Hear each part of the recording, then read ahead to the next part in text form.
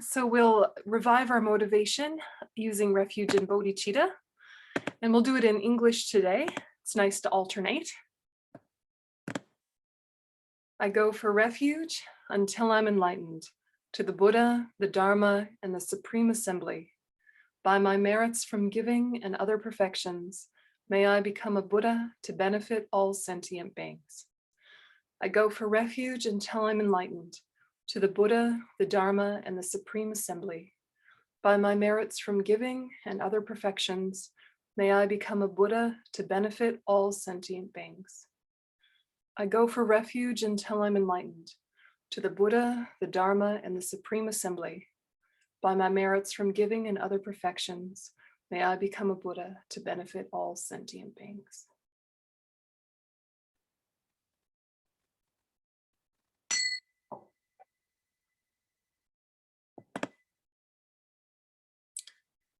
Okay, so your homework, should you have chosen to accept it, was to think a little bit about, on a rough day or a rough moment, what was your trend in terms of afflictions?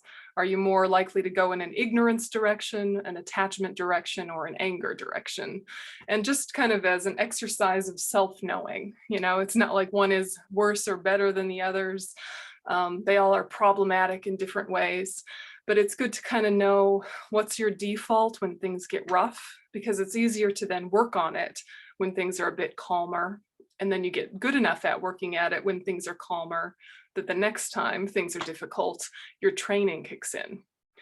So, so we'll look at that verse again related to the three poisons and just kind of reflect and see if you see yourself in any of those words.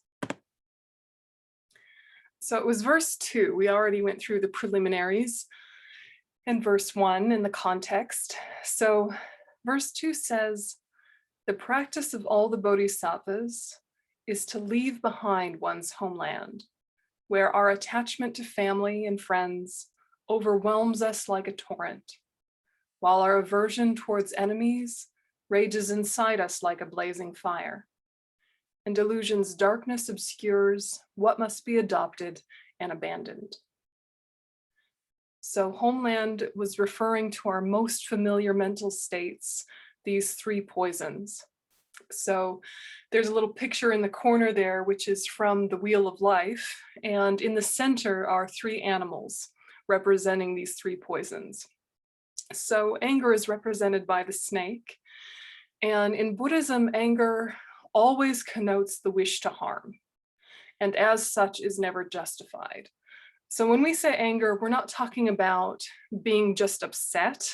We're talking about being upset with a kind of ill will that is wanting to retaliate and wanting to cause harm for harm. So when we say anger is never justified, we say the wish to harm is never justified. So whatever associations you have with the word anger, know that when we talk about it in Buddhism, it's referring to something specific. Attachment is represented by the bird. Sometimes it's called a pigeon, but apparently it was some bird very prolific in India at the time, who was particularly desirous, both romantically desirous and food desirous, and just constantly wanting. So in Buddhism, attachment always connotes a projection and exaggeration, and as such is unreasonable and unstable. So again, this is another word that we use colloquially, but is different in Buddhism. We're not talking about attachment theory or attachment parenting or having healthy attachments, none of that kind of psychology reference. In Buddhism, attachment means you see the good in someone or something or some situation, but then you exaggerate its importance or how it came to be or your need for it. So it adds qualities that aren't there. Then ignorance in Buddhism, ignorance is of many types. It can connote types of not knowing or knowing incorrectly. The latter being the type of ignorance that is the root of samsara, that views the I or self in one's own continuum and holds or superimposes inherent existence onto it. So if this is, a newer class in Buddhism for you, then that's a bit of a mouthful, but it'll come clearer over time. So these are our three main troublemakers in life, and described in this way, it seems like they're enormous and not even necessarily a part of our daily life in their escalated form. We might have a relatively peaceful life.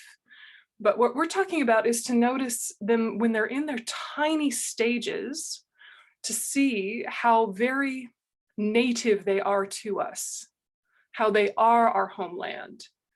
These three are our default setting. This is what we're always living in, rumbling under the surface, unless we're consciously adjusted out of it.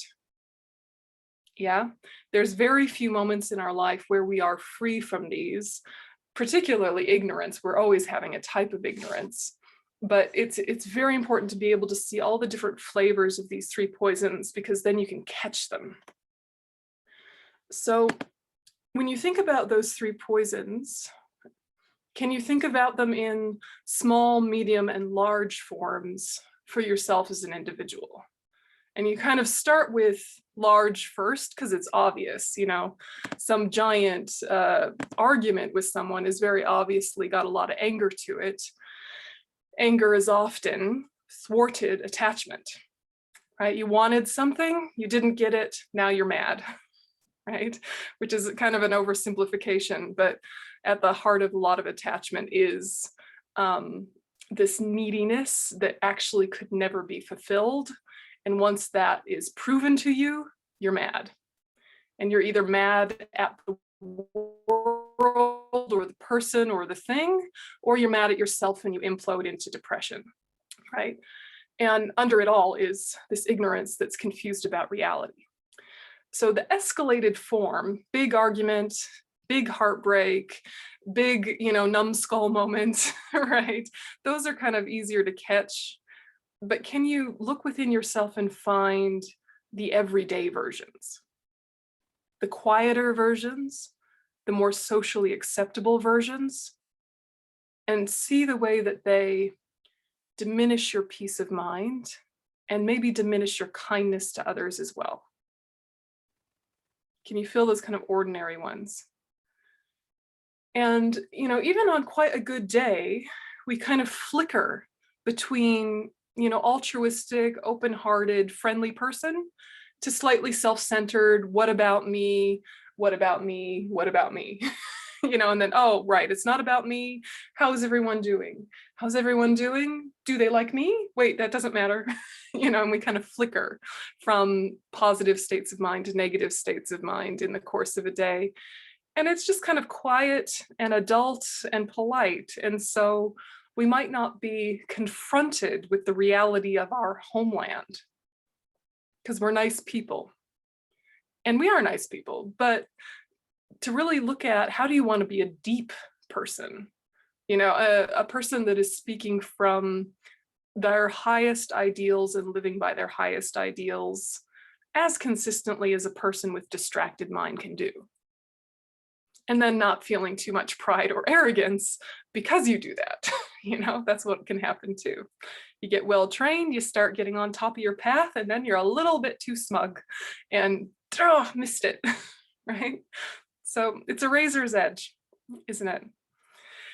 But at the heart of everyday mindfulness, I think, is somehow understanding the difference within yourself between self-conscious and self-aware. Yeah, when you're self-conscious, you're kind of self-obsessed. How do I appear? How do people see me? What do I need to do in order to get comfortable? Seeking comfort, seeking entertainment, seeking comfort, seeking entertainment, pleasure, Cookie Monster, right? And self-consciousness can be kind of satisfied, or it can be really fragile and needy, or it can be slightly irritable, but it's very self-referent. When you're self-aware, you're watching what you're saying to yourself. You're watching your body, speech, and mind, but you're not obsessed. You're more just kind of checking, is it in alignment with my ethics, with my worldview, And usually not too bad, and you just make gentle adjustments when you start kind of slipping off your path, but you're not like self-obsessed, you're just self-aware. Yeah, it's like a quiet observer. Can you kind of feel the difference? And when we are practicing Dharma, sometimes what'll happen is that we're trying to be more mindful of our actions of body, speech, and mind, and we're trying to bring Bodhichitta mindfulness to it, which is this mindfulness with an agenda. And the agenda is to work for enlightenment for the benefit of all sentient beings. So you have Bodhichitta mindfulness and you're getting better at it. But then the power of your self-awareness is a bit more than usual. And you start to cringe, noticing all of your absurdities, noticing some hypocrisies, noticing some kind of embarrassing habits, things about yourself that your friends and family have always known and loved you anyway, but you're just now finding out about yourself. And then you cringe and get a bit kind of defensive, and self-awareness turns to self-consciousness. So that flip will happen because you're a little bit embarrassed about what you found. And it's totally normal. And it's a symptom of over-identifying with what you found. Yeah, so if you can kind of be like, all right, these traits, I came by them honest, as we say in Montana. She came by it honest, meaning, you know, her life makes sense, how she wound up this way, right? If someone is really irritable or mean or something, a friend will often say, oh, remember their dog just died or they just lost their job. She came by it honest, right? So, you know, all of the ways that we are make sense given our context. But in order to not let this self-consciousness turn into something toxic, we have to be aware of this tendency. Because when self-consciousness gets toxic with religion and spirituality and self-development, we become unbearable. We become worse than we were before we ever met spirituality, right? Have you ever been to a Dharma center or a church or a synagogue or, you know, anywhere, an ashram in India, and there's some amazing, inspiring people, and then some that are really cringy, right? They're like a little bit too perfect or a little too precious. And they use the vocabulary of that spiritual tradition in a way that actually blocks communication. Have you seen this happen? It can even happen in like psychology circles or academic circles, right? It can happen anywhere where people are trying so hard to be good, finding themselves wanting, not as good as they thought they were, embarrassed, defensive, and now aggressive, but maybe aggressively friendly in a plastic way. Yeah. And they might start doing spiritual bypassing, which is, you know, I think a lot of you understand about spiritual bypassing, but you're saying the words of the training without actually having lived through the steps of the training. You're jumping steps. Right? So someone might say, I've just been diagnosed with cancer, and your response is, oh, well, you know, that is karma, right? Like, not a nice thing to say, right? But like, it happens, doesn't it? You know, or, oh, it's God's plan, right? Oh, it was meant to be, you know, some like trite phrase that has truth in a certain context, but now is not the time for that. You're missing a lot of steps of, wow, how are you? Yeah, how are you coping with that information? You know, what can I do to support you through this? Can I do this and this for you? Would that be helpful or invasive? You know, like, just be a human being, right? A kind human being. But, you know, this is kind of the thing that can start to happen as you're noticing, when am I angry? When am I attached? When am I ignorant? Oh, quite a lot of the time. How embarrassing. But so are you, right? That's what'll happen. Yeah, so if you can just kind of, whenever you notice the spotlight turning from self-awareness out to other people to try and prove how you're not the only one who's a little messed up, that's a danger, isn't it? So you just gently bring the spotlight back to yourself, really gently, with a lot of kindness. Yeah. And then keep doing it. Keep your sense of humor.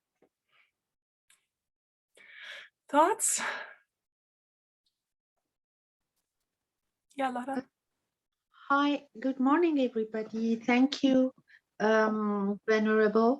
Is it when you say when you put the spot on yourself, is it the object of negation? Maybe the self that isn't, that you can't find it anyway? Is it that self that you are? It's going in that direction, but at this level of like walking around practice, you know, just daily life practice, you can bring your understanding of emptiness and the object of negation to that if you feel comfortable with that content. But really, you're just noticing, has anger gotten a hold of my motivation? Has attachment gotten a hold of my motivation? Has ignorance co-opted my motivation? Or is my motivation generally altruistic? And in noticing, often you recalibrate and come back to your main motivation. Yeah, so who is the self that gets angry, and who is the self that feels defensive, and why does it get defensive? All of that is definitely related to the object of negation. But I think just in terms of walking around, you don't need to get too philosophical about it. It's more just kind of like watching. Yeah. And it does mean you need to know what your motivation is, right? And if you're not Buddhist, choose a word, right? One word that is your heart word, whether it's compassion or peace or love. And your basic premise is something very simple and accessible, which is, may I embody peace, may I receive peace, may I give peace. Yeah, or may I have compassion inward, may I send compassion outward. Just keep it simple, but it has to be something you hold to be true, that has some resonance for you. Could even be a poem you read years ago that you love, you know, some Rumi or some Gibran or something, you know, some Shakespeare, whatever. Like take some lines that resonated for you as kind of your touchstone, you know, to keep coming back to. And the underlying assumption is that you are not your afflictions. So if you notice them, they fall apart. If you don't notice them, they get a head of steam and they take over and they build momentum, and then they're much harder to dispel once they escalate. But if your mindfulness is getting more and more strong and more focus, often you don't need another antidote except for noticing. Yeah, you say, oh, I'm getting a bit tense, getting a bit irritable. Oh, I'm getting a bit tense, I'm getting a bit irritable, and dispel, right? And you don't even need to analyze it or apply anything else. But once it, you know, takes over the day, can you talk yourself out of a mood when you're in a mood? Like when you've committed to it, right? When you've like invested your energy in, I am grumpy today. And you think, all right, well, try not to hurt anyone's feelings, don't send any emails, but you can't just shake it off once it's escalated to a certain point. You have to kind of ride it out, right?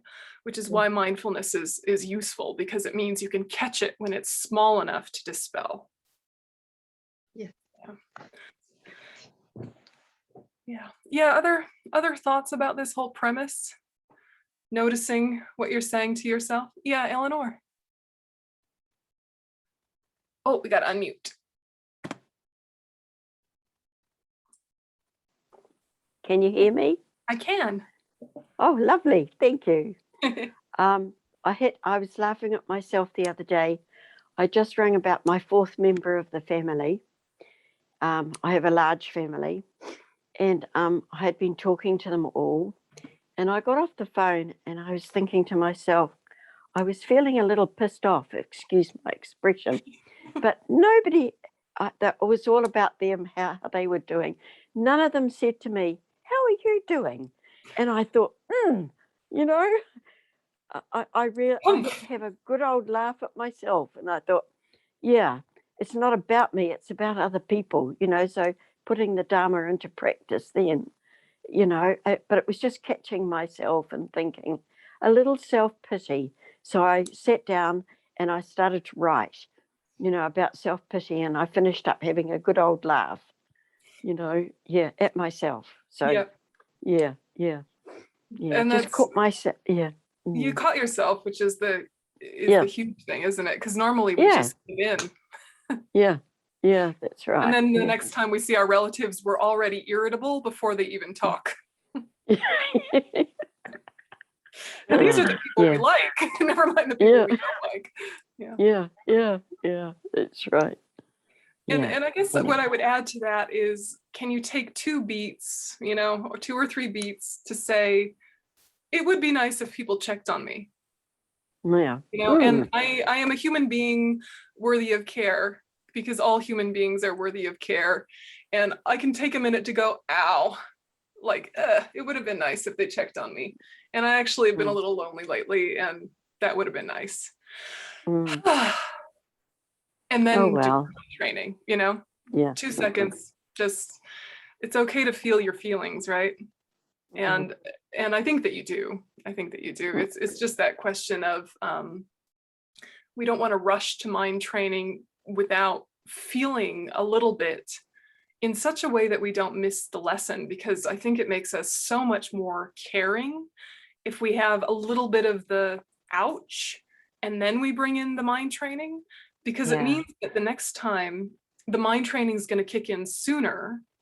But it also means the next time we're with people, we're much less likely to be that guy who just dominates the conversation and just talks about themselves and what interests them and doesn't check in on anyone else. We're much less likely to be that one in a conversation, because we felt it. It's like, oh, it's actually a little ouchy to be neglected, and it's a little alienating, actually. I'm not going to do that to people. And so sometimes you get sick of hearing. Sometimes you get a bit sick of hearing about everybody else. Totally. Right. You're like, that again. I hear it. You don't like your job. Get a new job or stop whining. Come on, let's go. Right? I get it. Your mother-in-law drives you crazy. Okay, moving on. And you change the record. Exactly. And so what is the compassionate listening? That's the deeper question too, is what's the best way to listen to people that brings out the best in them? And basic psychology would say, let them say their whole story once, but once they start to repeat it, you can interject and try and get it another direction. Be like, what about the footy? Right. Circuit breaker. No, it's good. It's a good idea, the writing, though. I like that idea. It's a good idea. And you came out the other end laughing, and so it obviously worked. Other thoughts? Or do you see, go ahead, Pamela. I wondered about overwhelm, which is a state I fall into a lot. And I'm thinking it's a state of ignorance, because you mentioned yesterday the sort of half life. I'm sort of half present, or not even really at all present. I'm really wrapped up in, where do I begin? And so many people I'm responsible for, or whatever it is that I'm overwhelmed by. But I'm also thinking, because it's putting myself so much at the center when I feel overwhelmed, but I wondered if you could elaborate on that at all, so I could understand it better. Yeah, I mean, to unpack overwhelm, I think that you've hit the nail on the head in terms of it is self-referent. And the other piece of it is feeling like somehow all of these pieces are both within your control and your responsibility. And the question becomes, are they in your control and are they your responsibility? And the answer is probably somewhat, right? Somewhat in your control and somewhat your responsibility, but probably not as much as your anxiety is telling you, right? And a useful tool can be, go to the worst case scenario. If you don't do any of these things, what's the worst that can happen? And then make peace with that. And then make your plans and try and help. And, the worst case scenario probably won't happen. But sometimes it's like your imagination goes so wild with, if this doesn't happen, then this whole domino effect of things will happen. And then the world is going to explode. And it's like, probably it'll be fine. Right? Probably it'll be fine. And even if it's not fine, is it not fine in a way that's unbearable? Or not fine in a way that you actually have a huge amount of influence over?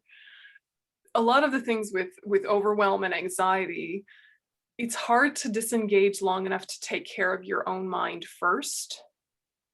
But if you can say, the reason I take care of my own mind first is so that I can benefit others. I'll be happier as a byproduct. I'll be calmer as a byproduct. And that's a huge bonus. But it's actually not selfish to look after your own peace of mind as your initial project. Because that means that all of your wisdom is then accessible. If your mind is agitated, you only have a couple of options, and you might elaborate into a million variations of those options and get kind of neurotically, maybe this, maybe this, maybe this, that spiral that can happen. But your creativity is a bit blocked because it's all panic energy. So if you say, do you know what? I'm not going to even think about that for exactly 5 minutes. And you think, oh, 5 minutes is nothing, like I wait for my tea to boil for 5 minutes, like it's no big deal. But if you actually sit still for 5 minutes, it feels like an eternity. Yeah. But if you discipline yourself to say, for 5 minutes, the only thing I'm thinking about is my cup of tea. And as soon as I notice my mind going off, I'm going to say, cup of tea, we'll come back to that. Cup of tea, we'll come back to that. Now, why do I say cup of tea and not the breath? Because if you have anxiety, sometimes focusing on the breath makes it worse, right? Sometimes if you're really upregulated, whether it's anxiety or just general overwhelm or whatever it is, for some people, focusing on the breath is very calming. For some people, it is really not. So choose something tactile as a way of grounding, but do that same process of, I will just give my attention to this one thing for 5 minutes. And you even set a timer on your phone, so you're not looking and checking and looking and checking and, just taking the same panicked energy and plunking it onto something else. So you're just like, porcelain is warm. Tea is nice. And you're just kind of being basic and simple, but it's tactile. Yeah. Or like, what is the feeling of your feet in your socks? Pull the energy right down. How do my feet feel in my socks, or my lack of socks? Or how are my feet doing in their shoes? Comfy, not comfy, doing okay? Doesn't matter, right? The point is that you're pulling your focus down and simplifying it. And that kind of gives the rest of your mind a chance to digest everything that's come before. It's kind of digesting in the background. Yeah. It's an interesting thing. So it doesn't feel like anything's going on because you've made your mind so simple. And you might even be a little annoyed or bored at the simplicity of it. You want to stimulate it. You think, actually, now that I've got this cup of tea, let's get a biscuit, right? You might start to elaborate on that one simple thing you've chosen. But if you just let yourself be bored and simple for 5 minutes, it kind of clears out the cobwebs enough to be creative again. So I think it's an interesting thing to experiment with, because it's like, if you can meditate for 5 minutes, you can meditate for 20 minutes. It's kind of like the first 3 minutes are the hardest. Yeah. And getting yourself there is even harder than that. So getting yourself to the cushion, you might sit down and then be like, okay, what am I doing? I'm going to focus on compassion. All right, that compassion meditation from yesterday. Here we go. Actually, I need another cushion. Oh, actually, I need a blankie. Actually, I don't really know if I want to do that meditation. I'll do a different one. Maybe I'll look online and see if there's a good one that's guided. And then you just an hour's gone by and you haven't done any meditation, right? But you could say, do you know what? I'm not going to even be fancy. I'm just going to sit down and think, may all sentient beings have happiness and the causes of happiness. How are my feet? So simple. And the first 3 minutes, your mind will go crazy with annoyance.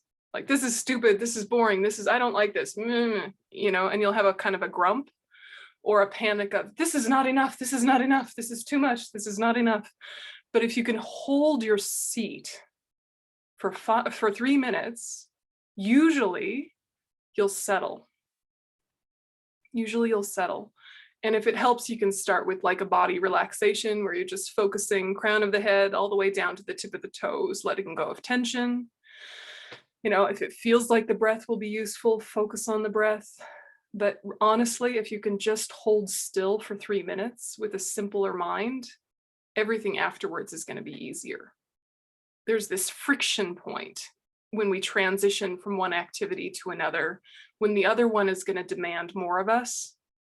Even if what it demands of us is something that we like and we want to do, you know, it's like if you want to go exercise, you know, you kind of got to pump yourself up and get ready.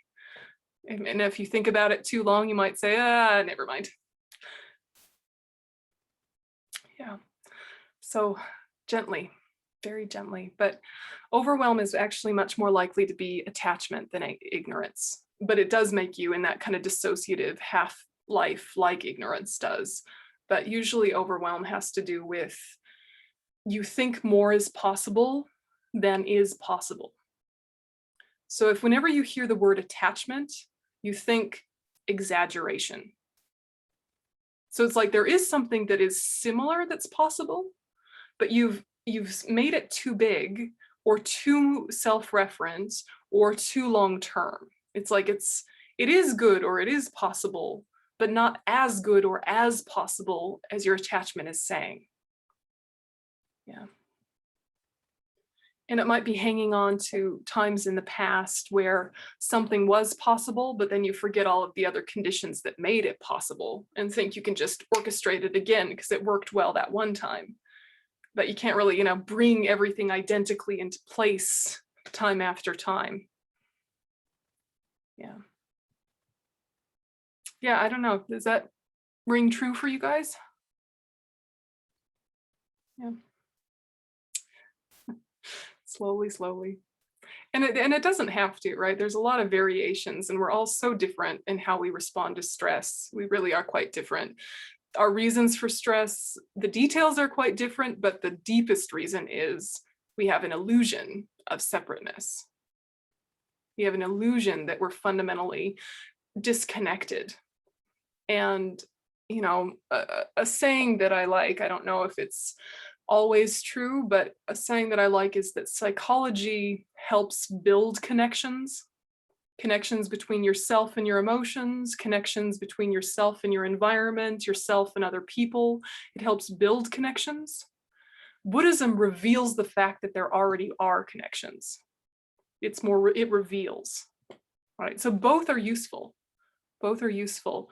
But in Buddhism, it's really like pulling away veil after veil to see your infinite interconnectedness. And when you're kind of in that infinite connectedness, compassion becomes the only rational response. Like, why wouldn't one hand be kind to the other? They're different pieces, but they're obviously connected to the same system.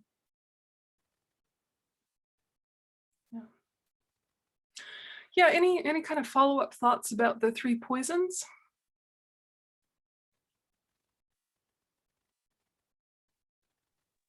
Yeah, Lada?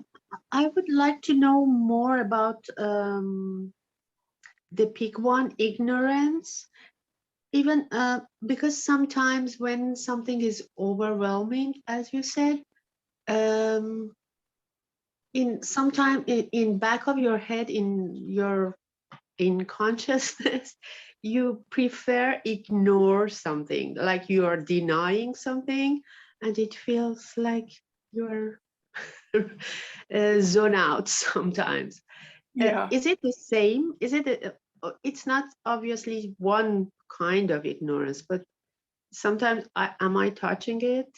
Ignorance is the response, Yeah. like your mind is giving to you to feel better.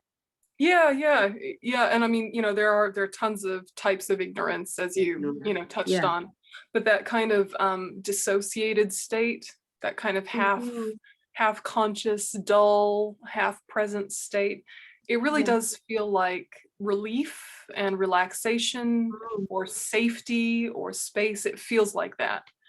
And whenever it was that you developed the habit of that, it made sense and it did do those things.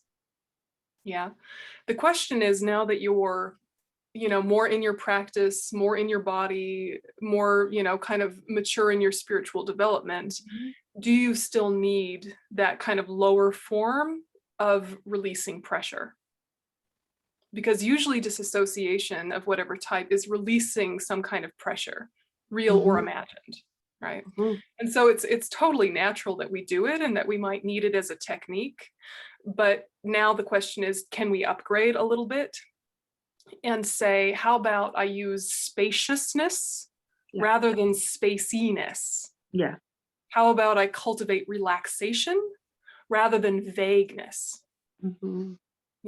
And try to getting the mind into the flow state, which really does aid recovery of all the daily life stresses or the big baggage traumas. It really helps getting into that flow state.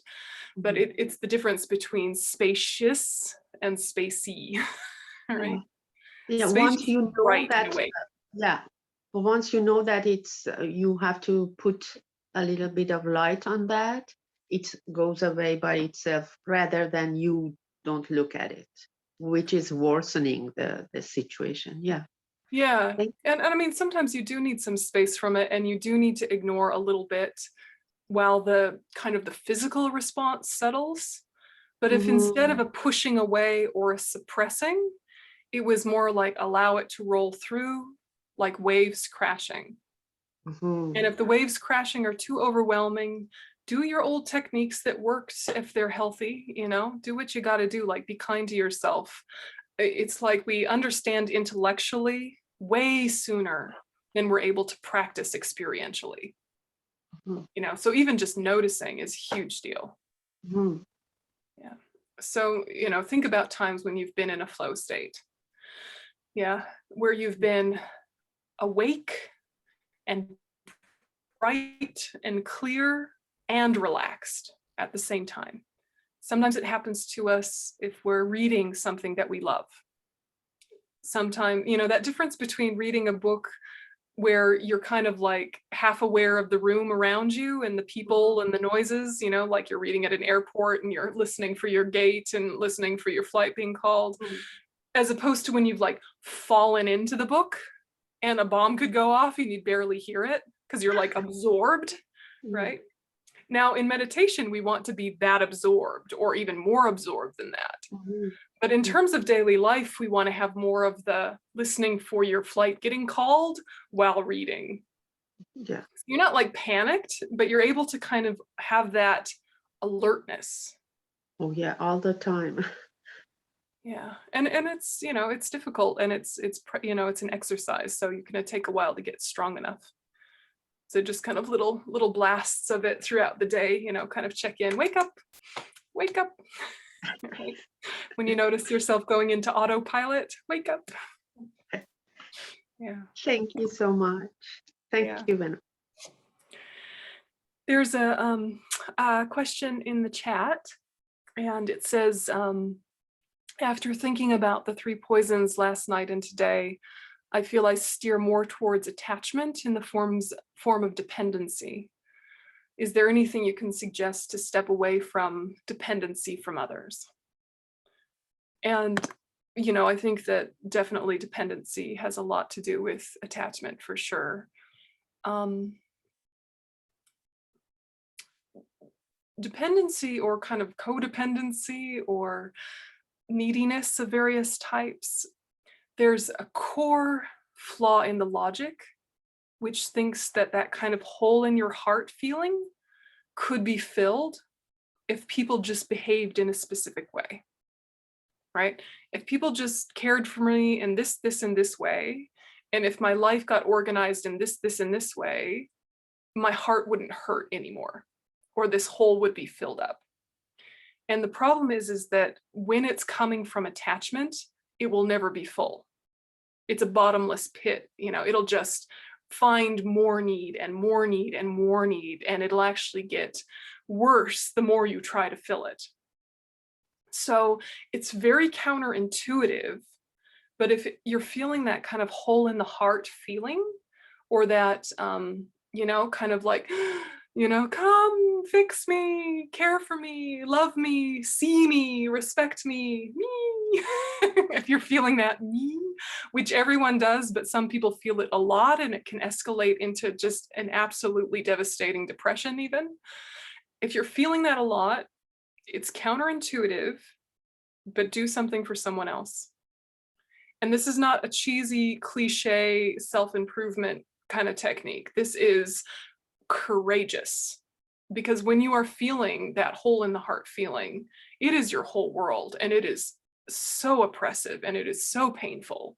And you deserve all of the love and affection and the things that you want. Of course you deserve them. It's not about not deserving them. But the question is the need. And the need says, if I get them, then I will be happy. And that simply isn't true when you're in an attachment mindset. When you're not in an attachment mindset, it might be true. And maybe it was true historically in this or that chapter of your life. So that's why it's hard to kind of like shake yourself out of it, because you know it worked here and it worked there. So you're not challenging the fact that certain things would help your quality of life in general.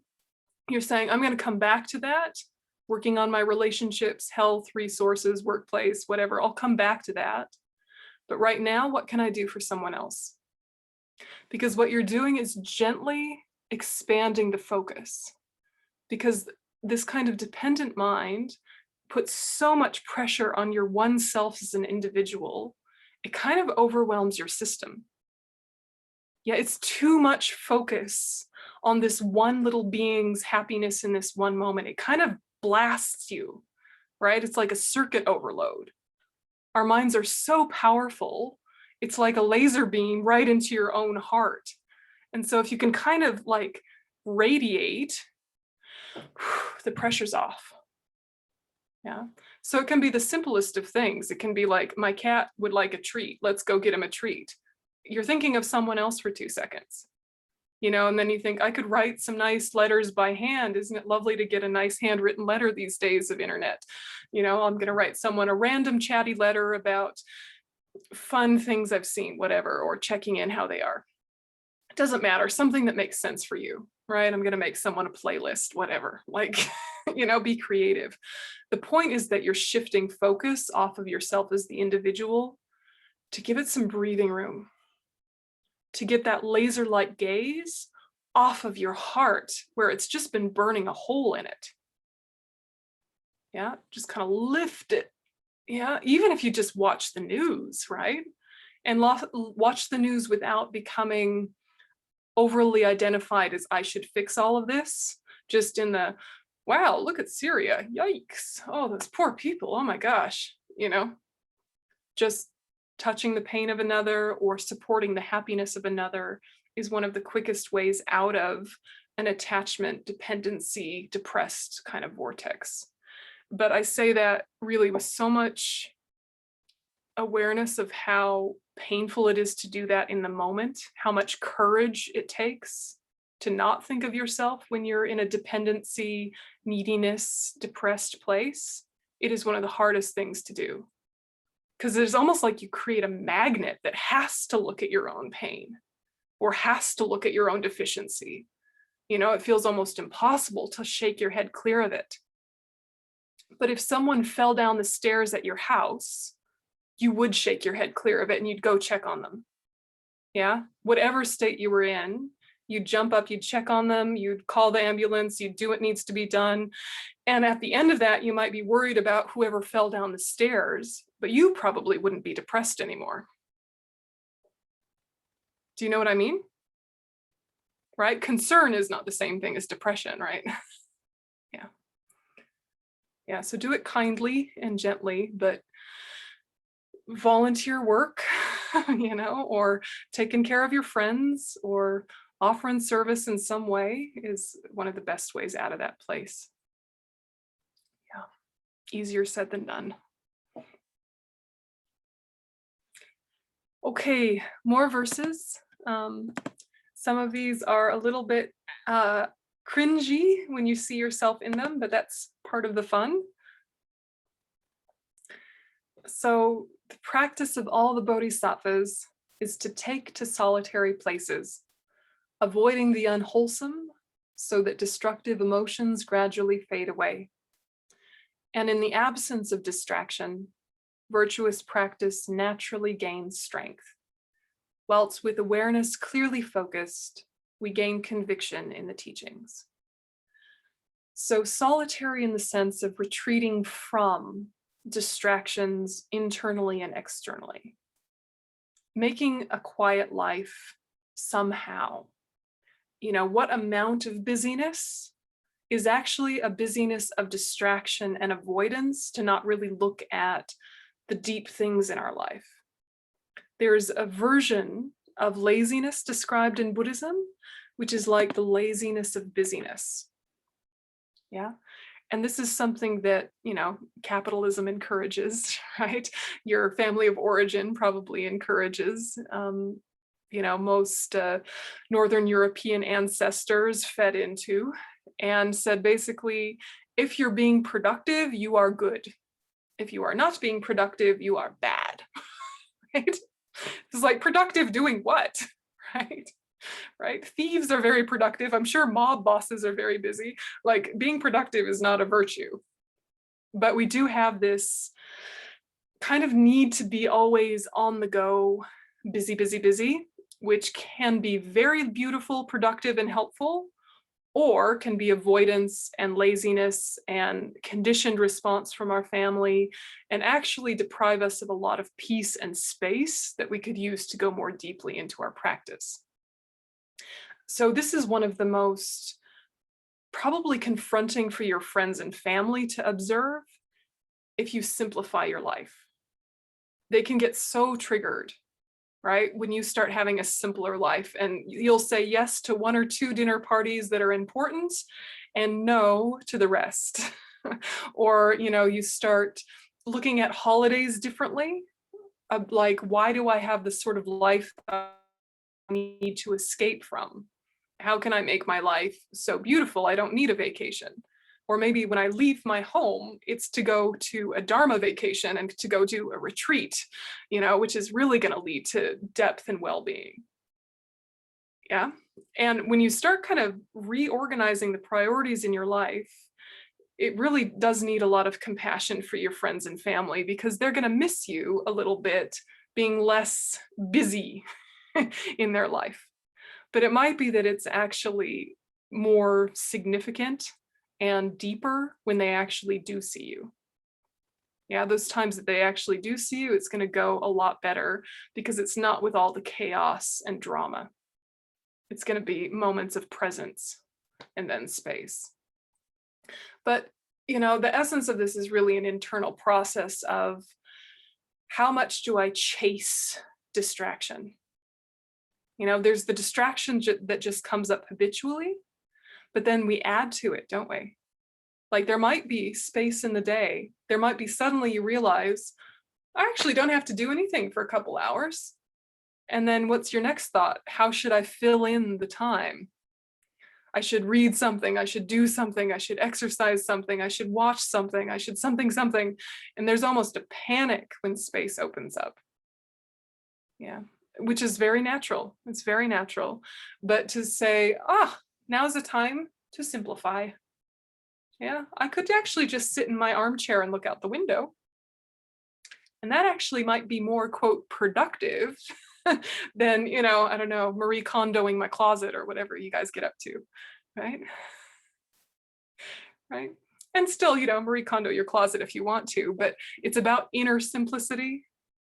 Yeah. And then outer simplicity can flow from that. But do you know what I mean by like allowing yourself to settle? If you've ever done a residential retreat at a Dharma center for more than a week, the first couple days are like torture because your life is simple. So there's part of you that's relieved, right? There's part of you that's relieved not to work, not to deal with family stuff, not to worry about the house and the car. You know, part of you is like, what a relief. And then after a couple hours, people freak out, you know, and they're like, must talk to someone, must find a project, you know, and they start looking at the Dharma center and being like, do you know what? Your water could really be improved if you brought in this system, right? And do you know what? Actually, I thought about this great landscaping idea you guys could do, you know, and you start like elaborating all these projects.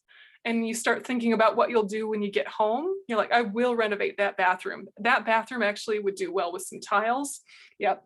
You know, and your brain just starts buzzing with plans because it's so panicked to have space. Yeah, this is what often happens in residential retreats. But after a few days of just kind of like meeting a simple schedule day after day, you do settle. So it's just like meditation. If you can be patient with the transition, it gets easier and better, and your quality of life is so much more enriched. It's just the transition really is hard. Yeah. And, you know, 10 years ago, we would say to people, here's the box to drop your cell phones. Now, if you try and ask people to not have their cell phones at a retreat, they lose it. You know, 10 years ago, they were like, yes, take it, please. Hooray, I'm free. Right now, they're like, what do you mean? I need it for my alarm clock. And you're like, you know, there is just an alarm clock you can use that's just a clock, right? You know, and they're like, what is this? You know? But we have gotten more conditioned to always being stimulated. So be nice to yourself when you're gradually weaning yourself off stimulation. You know, don't rip it apart in yourself. Just kind of like, do you know what? I can fill myself up with spaciousness, filling up spaciousness, rather than triggering a deprivation mentality that says, I can't do that, I can't do this, I can't. You'll rebel if you keep doing that. Yeah. So don't trigger deprivation in yourself when you're trying to simplify. Feel full with simplicity. Can you feel the difference, like just in the mental attitude? Feeling full with simplicity, feeling full with spaciousness. Yeah. This is the way. But if you start pulling away things in your life that make you busy without feeling full in response to them, there'll be a backlash of some kind. So just, you know, watch out for that. All right, so that verse is a bit triggering, but useful. And what it's basically saying too is, in the absence of distraction, virtuous practice naturally gains strength. It's like when you settle down a bit, you very easily recalibrate and resynchronize to things that are important. You've got space to come back to yourself in a way.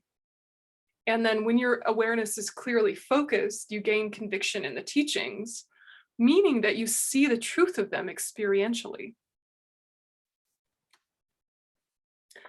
So the practice of all the bodhisattvas is to renounce this life's concerns. For friends and relatives long acquainted must all go their separate ways. Wealth and prized possessions, painstakingly acquired, must all be left behind. And consciousness, the guest who lodges in the body, must in time depart. So this is really looking at impermanence, or the fact that things change, to prevent grief and prevent attachment. It's to really remind you of what you know logically. You know you're going to die. You know your friends and family are going to die. You know you can't take your possessions with you. You know that no matter how well you take care of your body, it's going to fail you at some point. You already know that, but not remembering it and not holding the truth of it means that a lot of time gets wasted. So, you know, again, these are aspirations, right? Because we're not bodhisattvas yet. So do it gently. But when you remember that things change, when things are terrible, you're not as worried. When things are wonderful, you're not as attached. Right? Simple.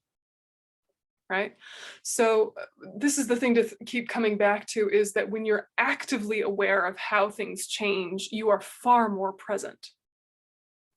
Yeah, like when you're traveling, for example, if you know you're going to be somewhere for 1 week, you lean into the experiences of that week a lot more differently than you do in your daily life. Yeah, can you remember the various weeks in your regular life? They all kind of blur together. But a week you spent somewhere else, you might have lots of memories. You know, you might even remember specific meals. But can you remember specific meals in your own house from 2 weeks ago? You're like, probably something with lentils, I don't know. Yeah. So the thing is that when you're remembering that this is going to change, you're present. When it's beautiful, you think, this is not the way it's always going to be. I need to enjoy the beauty of this. I need to really be very absorbed in this because it's going any minute. And then when it does, you're not crying about it. You're not disappointed. You're not mad at yourself or mad at others. You knew it was going to change. Like, we don't shake our fist at the sunset when the sun finally goes down, right? We just watch the sunset and say, isn't it beautiful? But you knew the whole time it would finish. Similar with grief and loss and pain and tragedy. If you're knowing that you're not always going to feel identical to this moment, you can be with very strong pain and it not fundamentally disturb your peace of mind. But if it feels like this is how it's going to be now, and this is how I will always feel, it's overwhelming. So, even remember in your past times that have been really rough, even if it was rough for a long period, there were chapters and ebbs and flows and variations in the experience of the hardship. It wasn't identically experienced hardship every second. Yeah, there was variation. So if you can remember that there's this changeability, then you don't have such a panic when things are hard. Does it make sense? I mean, it makes sense logically, but is it something that you can bring into your heart, or do you feel some kind of yes, but, or no, or something? Yeah, Pamela. I wanted to ask about the prayer we say for the long life of His Holiness, because I find that confusing. It makes me very emotional and sort of brings up my attachment to his being alive. And I'm wondering if you could explain that a little bit, how that balances with what you're saying. Yeah, long life prayers are interesting, aren't they? Because you're like, first of all, can they live longer if they want to? I guess, evidently, but also is an attachment to say, you stay forever, please. Isn't that kind of attached and weird? So it's a normal question to have for sure. And there's a few pieces to the psychology of a long life prayer. And the first is keeping the habit of requesting. Because think about how you take advice. Are you more likely to take unsolicited advice or solicited advice? Right? Are you more likely to listen when you've actually asked, or when someone just kind of like, here's what you should do, right? And so requesting them to live long, to stay and teach, is continuing that pathway of, I want to hear what you have to say. I want to hear what you have to say. I want to hear what you have to say. So you're saying, please stay, please teach, please stay, please teach, not begging them, but reminding you. Right? So you're reminding you that this relationship with this person has been very transformative, that they've been an incredibly powerful condition for you to train your mind, that your life is better having met them, not as a cause, but as a condition. So you're reminding yourself of that so you don't miss the opportunity, right? Did you notice during the lockdown, His Holiness started teaching online so often live? And I don't know about you, but I was like, hooray, and I was watching him live online all the time and just like, oh, this is so amazing. But then actually after a few months, if it was a topic that I wasn't particularly interested in, if he was talking to a group of people about something secular or public talk I'd heard many times, I could feel myself going, oh, maybe I'll watch the next one. Like, I started taking him for granted. He was doing it all the time. So I just started taking it for granted and going, oh, I'll watch the next one. He's amazing. He's wonderful. He's the heart of my life. But anyway, next week. Right? That's what we do, isn't it? Like, you have to be honest with yourself. And so then if I do that long life prayer, part of me remembers he's not going to be alive forever. He's not going to be teaching live forever. And maybe even in a year, maybe the pandemic will settle down enough that he's going to be teaching live, but not online. He'll be in Dharamsala like he always was, but maybe it won't be streamed. So he'll be there and teaching, but I won't have the same access. This is a time limited thing. Oh, right. Ooh, okay, he's talking to neuroscientists. Who cares? I'm listening. Oh, he's talking to Indian school children. Who cares? I'm listening. And you do it with enough, kind of self-honesty that, okay, maybe you're not going to take advantage of every opportunity, but you'll take advantage of more and more deeply. Yeah. So you don't have to whip yourself into thinking I should be a good person and take every advantage in my life in a whipping way, but more in a joyful way that is so happy to have an opportunity, so you happily engage. So that's always the danger, right? Is once you recalibrate to your priorities, there can be that edge of conditioning that says a good girl or a good boy would do this, and that's not the point at all. Like His Holiness doesn't care if you come or not. He'll love you regardless. It's not like you don't have to placate an angry God. You don't have to supplicate your parent to love you. It's not that relationship, right? The Buddhas love everyone equally. The dodgy ones, the amazing ones, you're not proving anything by showing up, So if in your mind you think, I am joyfully engaging with this because this is rare, that's the mentality to synchronize with. So that's the first piece of long life prayers, is that it's keeping that requesting pattern open in your mind. The other one is to create the cause for them to show the aspect of long life. Because we do have an assumption that these are realized beings who have more control over their lifespan than we do. So whether that's true or not, it can be a useful psychology. So what you're saying is, I want to create the cause for you to live a long life. Therefore, I'm asking you to live a long life. And that's reinforcing our connection with one another. Yeah. So, take it or leave it, but that's kind of what we're up to. That's what we're up to. Yeah. And long life pujas are of a similar reason, but they're also for our sake, because we want to clear any obstacles to us living our full lifespan. So in our projecting karma of this life, there was a certain amount of years that we're able to live, that we have the potency to live for, but we probably also have some completing karmas that might interfere with that. Like we have the projecting karma to live to be 90, but we also have the karma to be hit by a bus, right? So we want to clear the karma of being hit by the bus so we can live out our full lifespan, but we can't add anything to the end of that projected amount, because it's part of the potency of this particular seed that we're experiencing now. So, like that. So we'll do a little meditation. Let's have a 2-minute break just to stretch the legs, and we'll come back and do a meditation.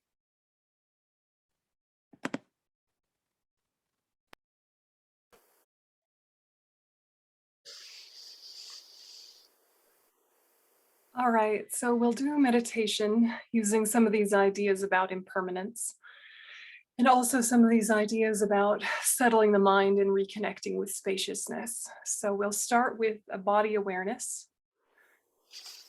So take a minute and really feel kind of a way to come into balance. So if you can become specifically aware of your spine.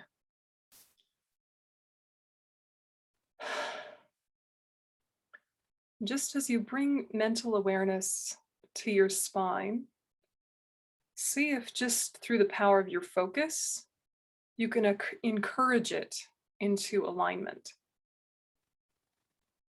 So start at the base of your neck and walk your focus down, vertebrae by vertebrae, all the way down to your tailbone, imagining that all the vertebrae come into perfect alignment like a stack of coins. So just doing that for a moment.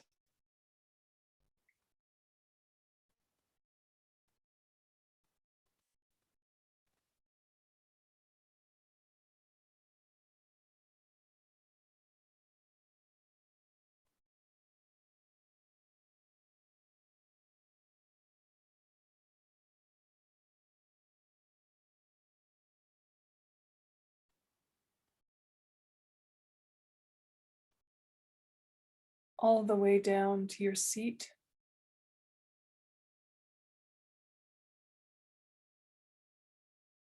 And if you need to shift or adjust in order to feel very stable in your seat, go ahead and do so.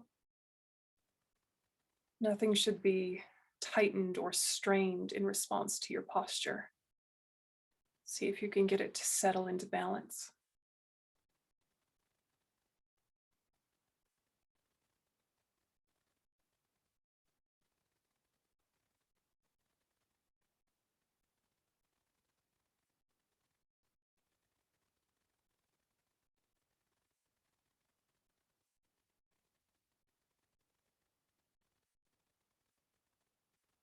And allow your legs to be in a way that feels comfortable, that isn't going to cut off circulation. So if you can sit in the full lotus Vajra position, that's wonderful, but don't force it if it's painful. You can sit half lotus or cross-legged or even in a chair with your legs down. But just kind of be with what your legs are doing, just making sure that circulation is able to flow as freely as it's able to.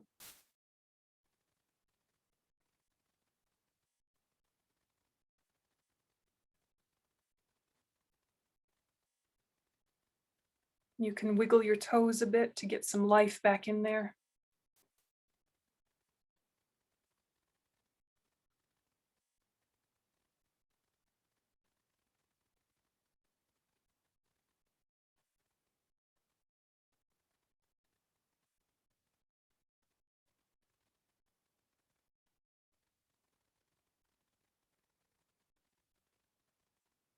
And then bring your focus up your legs to your hips, feeling an open spaciousness there.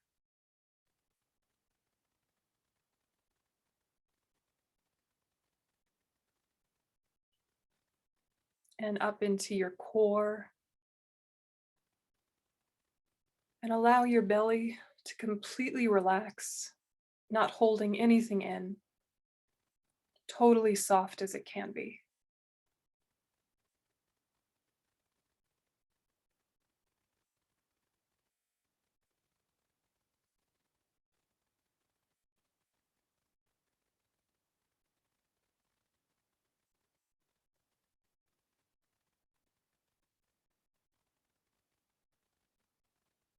And bringing your focus up into your lungs.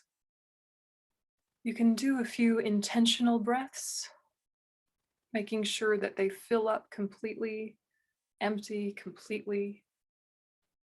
Just come into some awareness with your breath, but right now it's okay to adjust if it feels like you're breathing too shallow.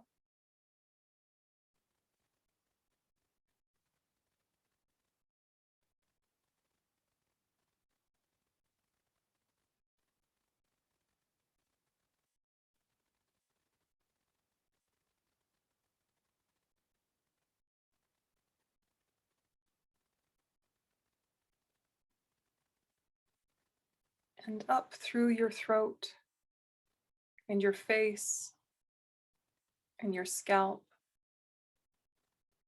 See if you can consciously release and relax all of the muscles of your face and neck.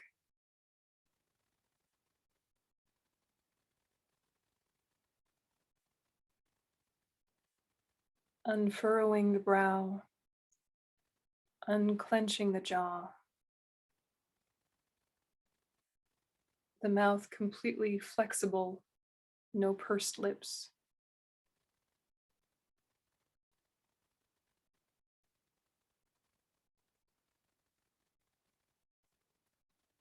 The tongue resting gently on the upper palate.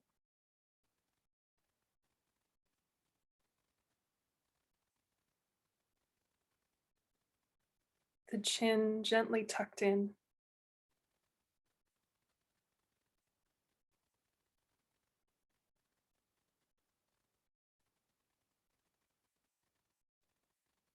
And just be in your body. Some aspects comfortable, Some aspects may be uncomfortable, but just be there, physically experiencing.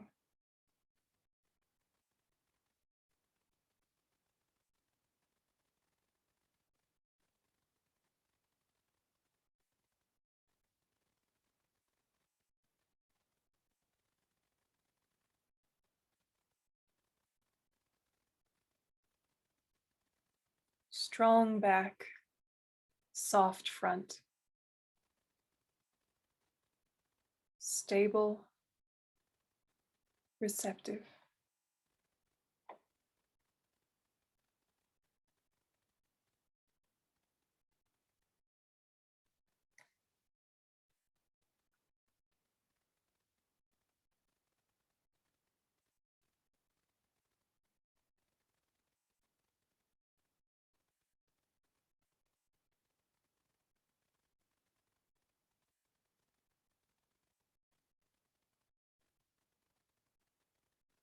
And now shift to your mental experience and revive your motivation. And this time, put it into your own words. Something expansive and altruistic, even if it's only one word like compassion. Tell yourself why you're doing this practice.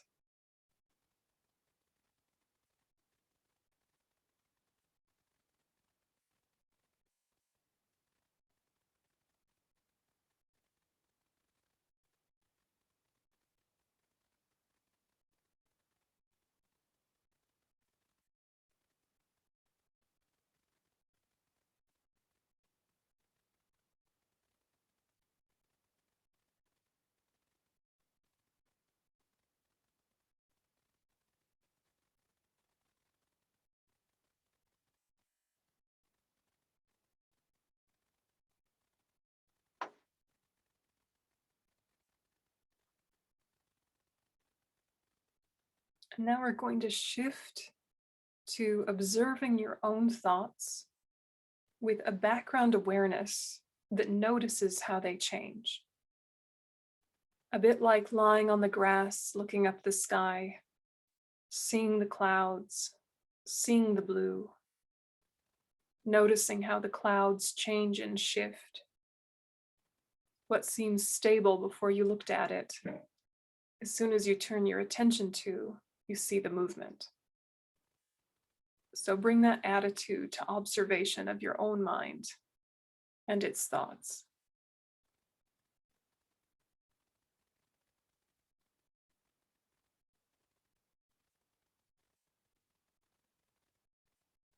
Just watching. Background awareness of impermanence, but not actively analyzing.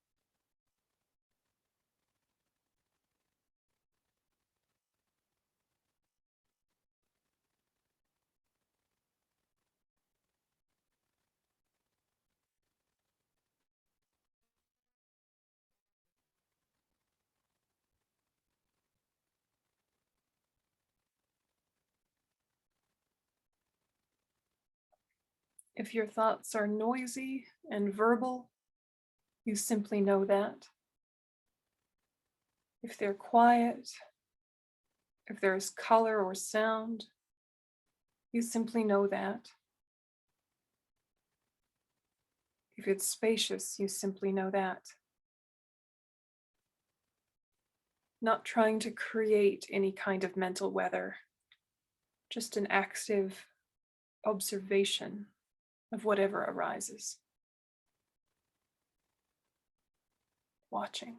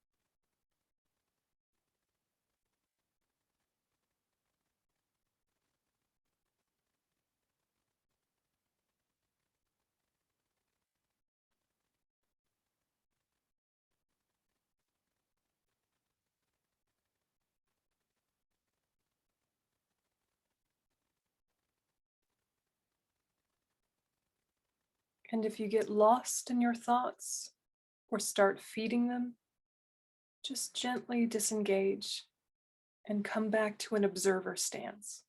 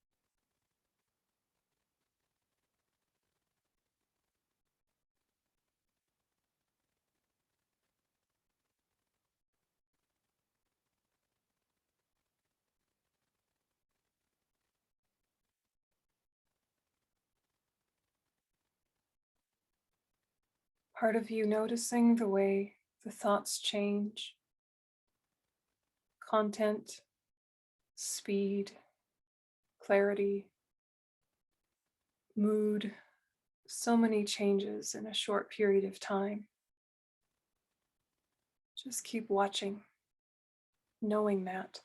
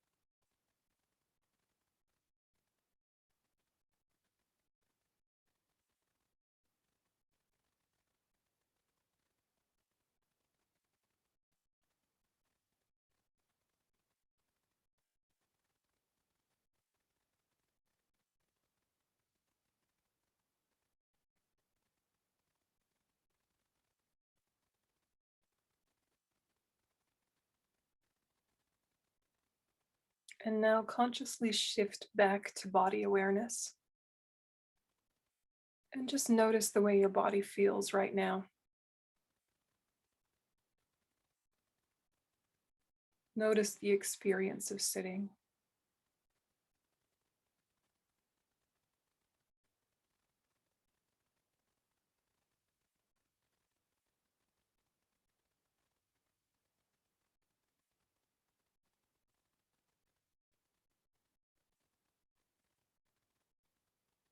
Reground yourself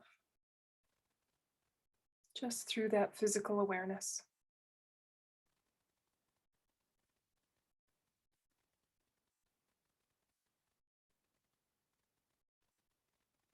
Feeling more still, more centered.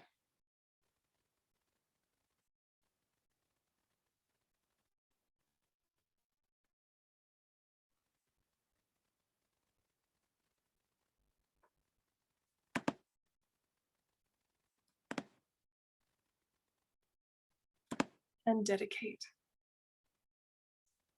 Janchu sem chorim poshe ma ke panam ke gyuchi ke vanyampa me pahi gone gondu pewasho toni tawarim poshe ma ke panam ke gyuchi ke vanyampa me pahi gone gondu pewasho.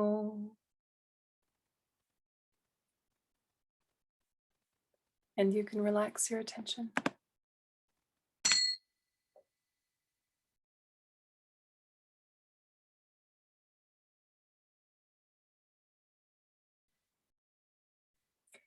Okay. So we'll have a short break, about 30 minutes, and come back after that. Kay, do we need to come log back in like we did yesterday?